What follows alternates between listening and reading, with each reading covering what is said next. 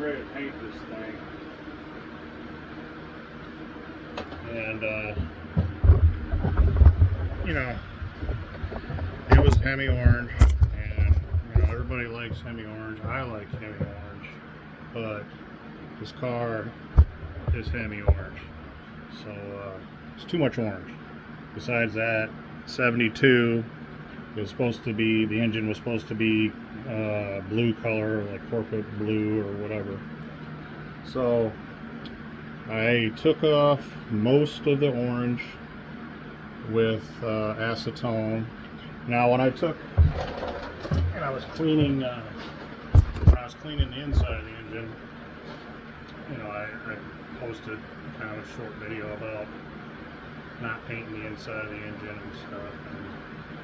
And I got some, you know, people commenting, which was nice, but some people said, well, duh, you know, acetone is a paint thinner. Of course it's going to take the paint off. But what I failed to mention in that video was that brake clean was taking the paint off. And, you know, this spray bomb stuff is engine enamel, so it probably is susceptible to brake clean and stuff of that nature. But I didn't want it in my engine. Okay, that's the bottom line. And if it was that easy to break down with just brake cleaning, you know, I don't know how well it'll hold up to the engine oil, the heat, and all that stuff. So I got rid of it. Contrary to a lot of people's beliefs, you know, I know seal up the pores, all that stuff, you know, Gliptol, but then, you know, Gliptol, the engine paint is an enamel as well. I think the original Gliptol that people used to coat electrical wires and stuff, I think it might have been a different mix, maybe not enamel. I don't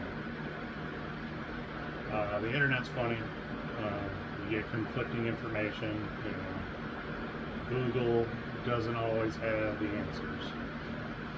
So, but do what you want to do with your engine.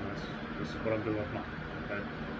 The outside, going back with spray bomb. So I could strip it down completely, get every little piece off. You know, it still looks orange, but trust me, for the most part, it's all gone.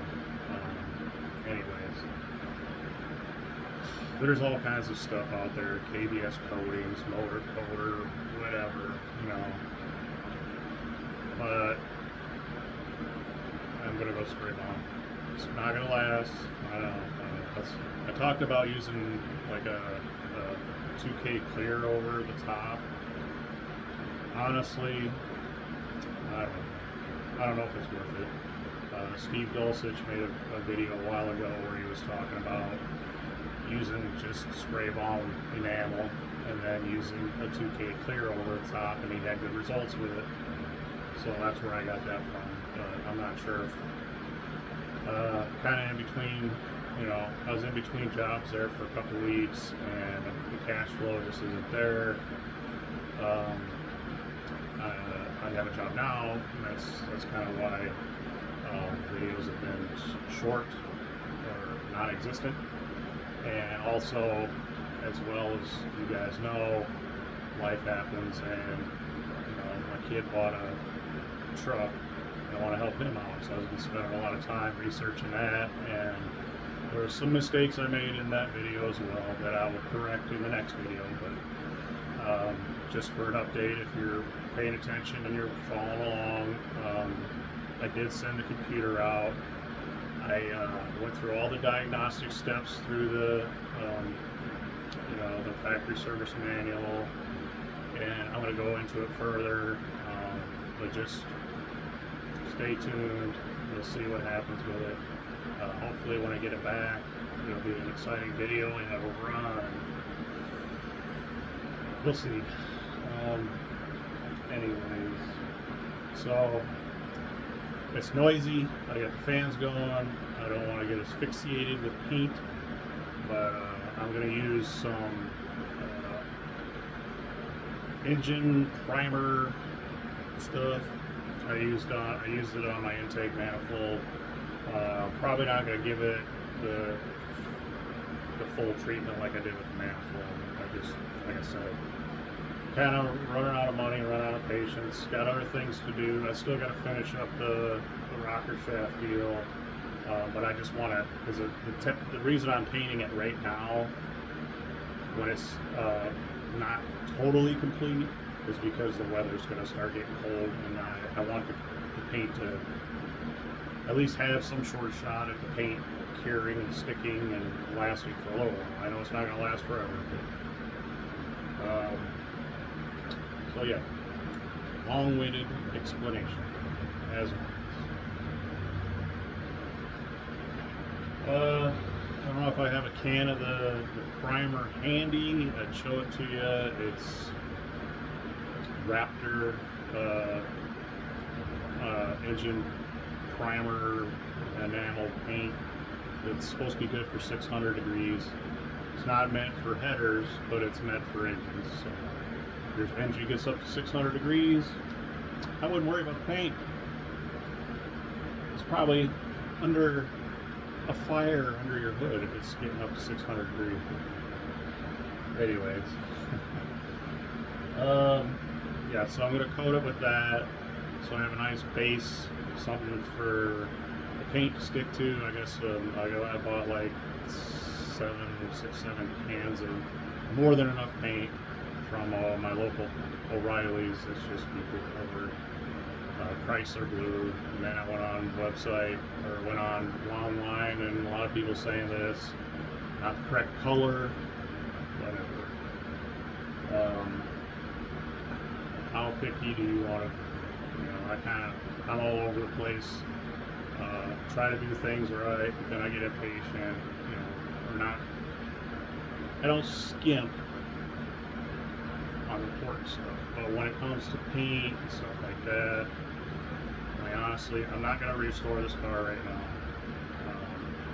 I'm going to drive it, enjoy it for a few years. If I get bored, then I'll tear it apart and do proper restoration on it. Like I said, I'm going to try to keep it stock, make it a driver, enjoy it. Just a little few modern tweaks here and there, and that'll be it. But I want the inside of it. I'm inside that car, sitting in the driver's seat. I want to feel as close as I can to 1972. Exhaust manifolds, everything. I know.